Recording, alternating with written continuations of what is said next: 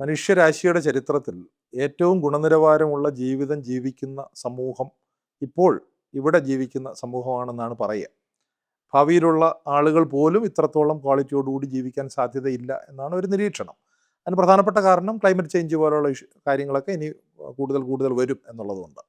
മറിച്ച് ഭൂതകാലത്ത് പണ്ടുകാലത്ത് ജീവിച്ചിരുന്ന ആളുകൾ ഈ പറയുന്ന പലതരത്തിലുള്ള പകർച്ചവ്യാധികളും അതുപോലെയുള്ള മഹാമാരികളും ഒക്കെ നേരിട്ട് ജീവിച്ചിരുന്ന ആളുകളാണ്. അപ്പോൾ അങ്ങനെ നോക്കുമ്പോൾ ഈ കഴിഞ്ഞ ഒരു ഒന്നോ ഒന്നര നൂറ്റാണ്ടിൽ ലോകമെമ്പാടുമുള്ള ജനസംഖ്യ വളരെയധികം വർദ്ധിച്ചു. അതോടൊപ്പം തന്നെ ആളുകളുടെ ജീവിത ഗുണനിലവാരവും വളരെയധികം വർദ്ധിച്ചു. അപ്പോൾ ഇതിലേക്ക് നയിച്ച പ്രധാനപ്പെട്ട 5 കണ്ടുപിടുത്തങ്ങൾ അല്ലെങ്കിൽ മനുഷ്യൻ ഉരുത്തിരിച്ചെടുത്ത 5 കാര്യങ്ങളെ പറ്റിയിട്ടാണ് പറയാനായിട്ട് ഉദ്ദേശിക്കുന്നത്. പണ്ട് ഒരുപക്ഷെ നിങ്ങൾക്ക് എല്ലാവർക്കും അറിയാമായിരിക്കും, മാൽത്തൂസിയൻ തിയറി എന്ന് പറഞ്ഞ ഒരു തത്വശാസ്ത്രമുണ്ട്. അതായത് ജനസംഖ്യ വർദ്ധിച്ചുകൊണ്ടിരിക്കുന്നതനുസരിച്ച് ഭക്ഷണ ലഭ്യത വർദ്ധിക്കില്ല. ജനസംഖ്യ ജിയോമെട്രിക് പ്രോഗ്രഷനിലും ഭക്ഷണ ലഭ്യത അരിത്മെറ്റിക് പ്രോഗ്രഷനിലും വർദ്ധിക്കുകയും നല്ലൊരു ശതമാനം ആളുകൾ പട്ടിണി കിടന്ന് മരിക്കുകയും ചെയ്യും എന്ന് മാൽത്തൂസ് പണ്ട് പറഞ്ഞിട്ടുണ്ട്. പക്ഷെ അത് ലോകത്ത് സംഭവിച്ചില്ല. ഒരുപക്ഷെ ജനസംഖ്യ വർധനവ് ഈ പറയുന്ന വേഗതയിൽ നടന്നില്ല എന്നുള്ളതിനേക്കാൾ ഭക്ഷണ ലഭ്യത നമ്മൾ ഈ പറയുന്ന രീതിയിൽ കുറഞ്ഞില്ല, അല്ലെങ്കിൽ അത് ഭക്ഷണ ലഭ്യത വളരെയധികം വർദ്ധിച്ചു. പ്രത്യേകിച്ചും രണ്ടാം ലോക മഹായുദ്ധത്തോടുകൂടി ഭക്ഷണ ലഭ്യത വളരെയധികം വർദ്ധിച്ചു എന്നുള്ളതാണ് അതിലേറ്റവും പ്രധാനപ്പെട്ട ഒരു കാര്യം. ഇത്രയും ആളുകൾക്ക് കഴിക്കാനുള്ള ഭക്ഷണം ഇപ്പോൾ ലഭ്യമാണ്. അത് ഒരു പക്ഷേ നമ്മുടെ ജനാധിപത്യ സംവിധാനങ്ങളുടെയൊക്കെ ശക്തി കൊണ്ട് എല്ലായിടങ്ങളിലും എത്തിക്കാനും നമുക്ക് കഴിയുന്നുണ്ട്. ഏറെക്കുറെ പൂർണ്ണമായിട്ടും നമുക്ക് എല്ലാ ഇടങ്ങളിലെയും ഗുണനിലവാരമുള്ള ഭക്ഷണം എത്തിക്കാൻ കഴിയുന്നില്ലെങ്കിൽ പോലും അതിലേക്ക് നയിച്ച ഏറ്റവും പ്രധാനപ്പെട്ട ഒരു ഘടകം രാസവളങ്ങളുടെ കണ്ടുപിടുത്തമാണ്. പ്രത്യേകിച്ച് നൈട്രജൻ. ഭൂമിയിൽ നൈട്രജനെ കൊണ്ടുവരാനായിട്ട്, പണ്ടൊക്കെ ആണെങ്കിൽ നൈട്രജൻ വരാനുള്ള ആകെയുള്ളൊരു മാർഗം ഒരുപക്ഷെ ഇടിമിന്നലൊക്കെ ഉണ്ടാകുന്ന സമയത്ത് ഉണ്ടാകുന്ന നൈട്രജൻ ഭൂമിയിലേക്ക് ആഗിരണം ചെയ്യപ്പെടുന്നതും, അല്ലാന്നുണ്ടെങ്കിൽ ചില സമയത്തൊക്കെ ചില ചെടികൾ അവയുടെ വേരുകളൊക്കെ ഉപയോഗിച്ച് നൈട്രജൻ കൊണ്ടുവരുന്നതുമായിട്ടുള്ള സംവിധാനങ്ങൾ മാത്രമാണ് ഉണ്ടായിരുന്നത്. പക്ഷെ രാസവളങ്ങൾ വന്നതോടുകൂടി ഇന്നത്തെ സാഹചര്യത്തിൽ ആളുകൾ ഈ ഓർഗാനിക് ഫാമിങ്ങിൻ്റെയൊക്കെ കാര്യമായിട്ട് പണ്ടത്തെ കാലം ഏത് രീതിയിലാണ് മനുഷ്യരാശി നിലനിന്നത് എന്ന് മറന്നുപോയി രാസവളങ്ങളെ തെറിവിളിക്കുന്ന ഒരു സാഹചര്യം ഉണ്ടെങ്കിൽ പോലും രാസവളങ്ങളുടെ ലഭ്യതയും അതോടൊപ്പം തന്നെ കീടനാശിനികളുടെ ലഭ്യതയും മനുഷ്യൻ്റെ ഭക്ഷണം വളരെ കൂടുതലായിട്ട് ലഭ്യമാക്കുകയും അവരുടെ എണ്ണവും ഗുണനിലവാരവും ഉയർത്തുകയും ചെയ്തു. അപ്പോൾ രാസവളങ്ങളും കീടനാശിനികളും ആയിരിക്കാം ഒരുപക്ഷെ ഒന്നാമത്തെ ഒരു ഘടകം. രണ്ടാമത്തെ ഒരു ഘടകം വാക്സിനേഷൻ ആകാനാണ് സാധ്യത. കുത്തിവയ്പ്പുകൾ ആളുകളുടെ ജീവിത ദൈർഘ്യം വർദ്ധിപ്പിക്കുകയും വളരെ ഗുരുതരമായിട്ടുള്ള പകർച്ചവ്യാധികളിൽ നിന്നും അവരുടെ മരണത്തെ തടയുകയും മാത്രമല്ല ചെയ്തത്, കുത്തിവയ്പ്പുകളിലൂടെ രക്ഷപ്പെട്ട ആളുകൾ കൂടുതലും കുട്ടികളായിരുന്നു എന്നുള്ളത് കൊണ്ട് തന്നെ അവർ നമ്മുടെ ജീവിതത്തിൻ്റെ ഗുണനിലവാരം അല്ലെങ്കിൽ ഒരു സമൂഹത്തിൻ്റെ ഗുണനിലവാരം വളരെയധികം ഉയർത്തുന്നതിൽ വാക്സിനേഷനുകൾ വളരെ ശക്തമായിട്ടുള്ള സ്വാധീനം ചെലുത്തിയിട്ടുണ്ട്. ഇന്നത്തെ സാഹചര്യത്തിൽ ഒരുപക്ഷെ നാളെ ഒരു മഹാമാരി ഉണ്ടായാലും മനുഷ്യരാശിയെ അതിൽ നിന്ന് രക്ഷിക്കാൻ കഴിയുക വാക്സിനേഷനിലൂടെ ആയിരിക്കാം. ഇന്നത്തെ സാഹചര്യത്തിൽ ഇപ്പോൾ ക്യാൻസർ വന്നതിന് ശേഷം തെറാപ്യൂട്ടിക് വാക്സിനുകളെ പറ്റിയിട്ടാണ് ഇപ്പോൾ ചിന്തിച്ചുകൊണ്ടിരിക്കുന്നത്. അതായത് രോഗം വന്നതിന് ശേഷം ആ രോഗത്തെ തന്നെ ഇല്ലായ്മ ചെയ്യാൻ കഴിയുന്ന കുത്തിവയ്പ്പുകളെ പറ്റി തന്നെ ലോകം ചിന്തിച്ചുകൊണ്ടിരിക്കുന്ന സമയമാണ്. അപ്പോഴാണ് നമ്മുടെ നാട്ടിൽ കുറേ ആളുകൾ, ഇപ്പോഴും നേരം വെളുക്കാത്ത കുറേ ആളുകൾ വാക്സിനുകൾ അപകടകരമാണ്, വാക്സിൻ എന്ന് പറയുന്നത് വാക്സിൻ എടുക്കരുത് അല്ലെങ്കിൽ വാക്സിനെതിരെ പ്രചരണം നടത്തിക്കൊണ്ടിരിക്കുന്നത് എന്നുള്ളത് ഇതിൻ്റെ മറ്റൊരു ഘടകമാണ്. എങ്കിൽ പോലും ഒരുപക്ഷെ മനുഷ്യൻ ഗുണനിലവാരത്തോടുകൂടി ദീർഘനാൾ ജീവിച്ചിരിക്കുന്നതിന് ഏറ്റവും പ്രധാനപ്പെട്ട രണ്ടാമത്തെ ഘടകം വ്യാപകമായിട്ട് വാക്സിനുകൾ ലഭ്യമായി എന്നുള്ളതാണ്. വാക്സിനേഷനെ പറ്റി പറയുമ്പോൾ ഒട്ടനവധി രോഗങ്ങളെ പറ്റി നമ്മൾ പറയേണ്ടതായിട്ടുണ്ട്. അതിലേറ്റവും പ്രധാനപ്പെട്ട ഒരു രോഗം വസൂരിയാണ്. വസൂരിക്കെതിരെയാണ് ആദ്യമായിട്ട് ഒരു ശാസ്ത്രീയമായിട്ട് വാക്സിൻ കണ്ടെത്തുന്നത്. എഡ്വേർഡ് ജെന്നർ 18-ാം നൂറ്റാണ്ടിൻ്റെ തുടക്കത്തിൽ തന്നെ വാക്സിൻ കണ്ടെത്തി. അതാണ് ലോകത്തിലെ തന്നെ ആദ്യത്തെ വാക്സിൻ എന്ന് നമുക്കെല്ലാവർക്കും അറിയാം. മറ്റൊരു പ്രധാനപ്പെട്ട രോഗം പോളിയോയാണ്. അപ്പോൾ നമുക്കെല്ലാവർക്കും അറിയാം, വളരെ ദുരിതമായിട്ടുള്ള ജീവിതത്തിലേക്ക് നയിക്കുന്ന രോഗത്തിൽ നിന്നും ഈ വാക്സിൻ മനുഷ്യരാശി ഏതാണ്ട് പൂർണ്ണമായിട്ട് രക്ഷിച്ചിരിക്കുന്നു. വളരെ കുറച്ച് സ്ഥലങ്ങൾ മാത്രമേ ഇനി പോളിയോ വിമുക്തമാകാനായിട്ടുള്ളൂ. ഒരുപക്ഷെ സമീപ ഭാവിയിൽ തന്നെ ലോകം മുഴുവൻ പോളിയോ വാക്സിനും വിമുക്തമാകും. അങ്ങനെ വസൂരിയും പോളിയോയും വളരെ ഗുരുതരമായിട്ടുള്ള 2 രോഗങ്ങളെ നമ്മൾ ഭൂമുഖത്തു നിന്ന് തന്നെ നീക്കം ചെയ്യും. മറ്റൊരു പ്രധാനപ്പെട്ട കാര്യം റാബീസുമായിട്ട് ബന്ധപ്പെട്ടിട്ടാണ്.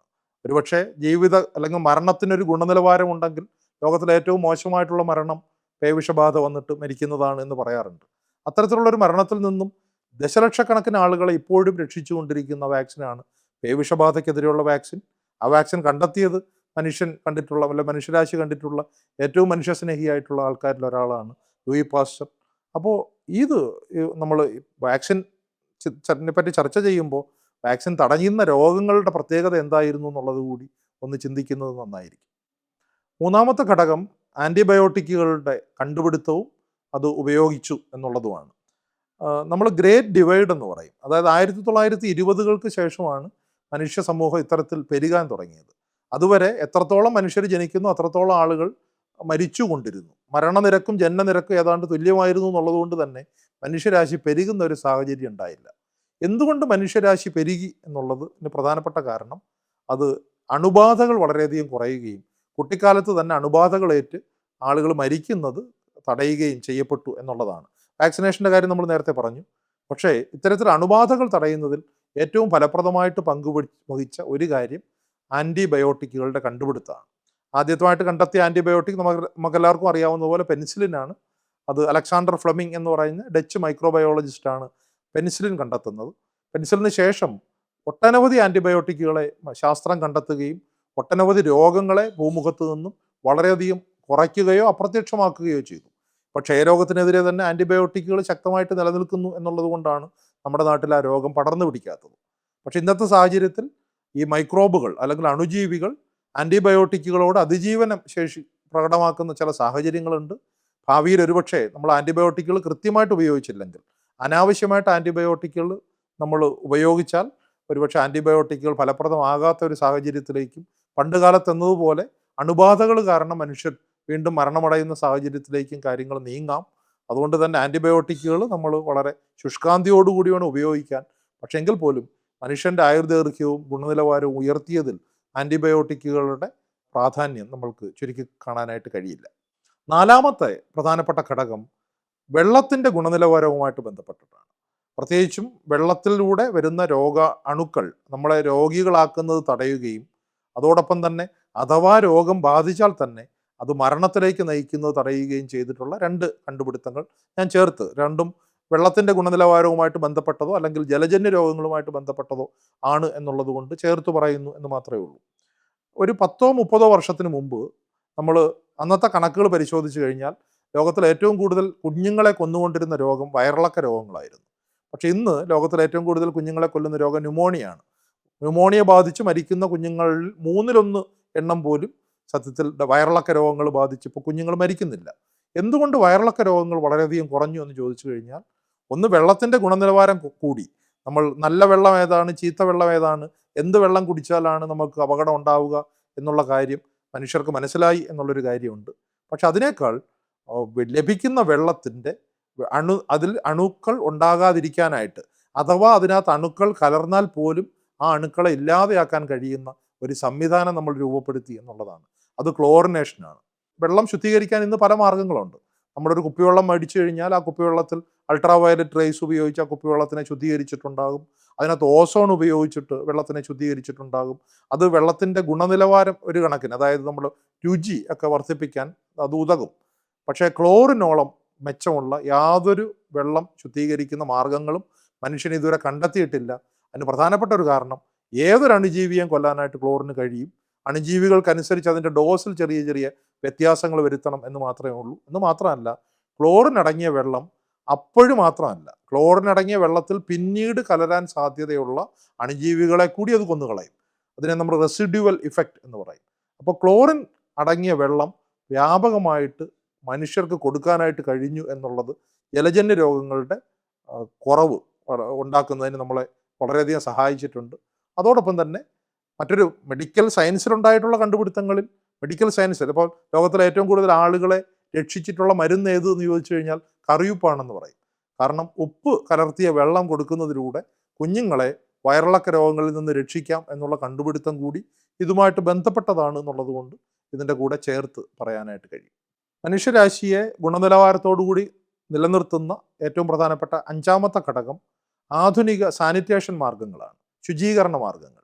ശുചീകരണം എന്ന് പറയുമ്പോൾ നമ്മൾ ഏതെങ്കിലും ഒരു പ്രതലം വൃത്തിയാക്കുന്നതോ വീട് വൃത്തിയാക്കി സൂക്ഷിക്കുന്നതോ അല്ലെങ്കിൽ നമ്മൾ ഭക്ഷണം കഴിക്കുന്നതിന് മുമ്പ് കൈകൾ കഴുകിയിട്ട് ഭക്ഷണം കഴിക്കുക, അല്ലാതെ അങ്ങനെയുള്ള കാര്യങ്ങൾ, അല്ലെങ്കിൽ രാവിലെ കുളിക്കുക തുടങ്ങിയ കാര്യങ്ങളാണ് പൊതുവിൽ നാം ശുചീകരണം എന്നുള്ളതുകൊണ്ട് ഉദ്ദേശിക്കുന്നത്.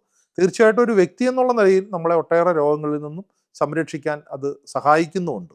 പക്ഷേ ആധുനിക ശുചീകരണ മാർഗങ്ങൾ എന്ന് പറയുമ്പോൾ പ്രധാനമായിട്ടും നമ്മളിപ്പോൾ ഉപയോഗിക്കുന്ന തരത്തിലുള്ള കക്കൂസുകളാണ്. അത് നമുക്ക് വെള്ളം ഫ്ലഷ് ചെയ്ത് കളയാനായിട്ട് കഴിയും. അത് നമ്മുടെ സമ്പർക്കത്തിൽ നിന്നും ആ മാലിന്യത്തിനെ നമുക്ക് മാറ്റാനായിട്ട് കഴിയുന്നു എന്നുള്ളത്, അത് ജലസ്രോതസ്സുകളുമായിട്ട് ആ മാലിന്യം സമ്പർക്കത്തിലേക്ക് വരുന്നില്ല എന്നുള്ളത് കൊണ്ട് ഒട്ടനവധി രോഗങ്ങളെ നമുക്ക് തടയാനായിട്ട് കഴിയും. ജലസ്രോതസ്സുമായിട്ട് മാലിന്യം സമ്പർക്കത്തിൽ വന്നു കഴിഞ്ഞാൽ ഒരു പ്രദേശത്ത് ഒരുപാട് ആളുകളെ രോഗം ബാധിക്കുകയും മരണത്തിലേക്ക് തള്ളിവിടുകയും ചെയ്യും. അത് പൂർണ്ണമായ അർത്ഥത്തിൽ നമ്മുടെ നാട്ടിൽ ഇപ്പോഴും അത് നമുക്ക് പാലിക്കാനായിട്ട് കഴിഞ്ഞിട്ടില്ല. സെപ്റ്റി ടാങ്കുകൾ വളരെ വ്യാപകമായിട്ട് നമ്മൾ ഉപയോഗിക്കുന്നുണ്ട്. പക്ഷേ പലപ്പോഴും സെപ്റ്റി ടാങ്കുകൾ നമ്മുടെ ജലാശയങ്ങളുമായിട്ട് സമ്പർക്കത്തിൽ വരികയോ അല്ലെങ്കിൽ സെപ്റ്റിക് മാലിന്യങ്ങൾ പലപ്പോഴും ജലാശയങ്ങളുമായിട്ട് സമ്പർക്കത്തിൽ വരികയും അതുമായിട്ട് ബന്ധപ്പെട്ട മഞ്ഞപ്പിത്ത ബാധകൾ പോലെയുള്ള രോഗങ്ങൾ നമ്മുടെ നാട്ടിൽ ഇപ്പോഴും വ്യാപകമായിട്ടുണ്ടാകുന്നുണ്ട്. പക്ഷേ എങ്കിൽ പോലും മോഡേൺ സീവേജ് സിസ്റ്റംസ് അല്ലെങ്കിൽ അതോടൊപ്പം തന്നെ മോഡേൺ വേസ്റ്റ് മാനേജ്മെൻറ്റ് സിസ്റ്റവും തീർച്ചയായിട്ടും നമ്മുടെ നാട്ടിലെ ആളുകളെ ഒട്ടനവധി രോഗങ്ങളിൽ നിന്ന് രക്ഷിക്കുന്നുണ്ട്. വേസ്റ്റ് മാനേജുമായിട്ട് ബന്ധപ്പെട്ടതാണ് കൊതുക് ജന്യ രോഗങ്ങളും ഈ പറഞ്ഞ എലിപ്പനി പോലെയുള്ള രോഗങ്ങളും പോലും. അപ്പോൾ അതുകൊണ്ട് തന്നെ ഇന്നത്തെ നിലയിലുള്ള നമ്മൾ ഇനിയും മെച്ചപ്പെടാനുള്ള നമ്മളുടെ ഈ മാലിന്യ സംസ്കരണ സംവിധാനങ്ങൾ, മോഡേൺ സീവേജ് അല്ലെങ്കിൽ മോഡേൺ സാനിറ്റേഷൻ സിസ്റ്റം തീർച്ചയായിട്ടും മനുഷ്യനെ അവൻ്റെ ഗുണനിലവാരത്തോടു കൂടി ജീവിച്ചിരിക്കാനായിട്ട് അവരെ പര്യാപ്തരാക്കുന്നു എന്നുള്ളതിൽ സംശയമൊന്നുമില്ല.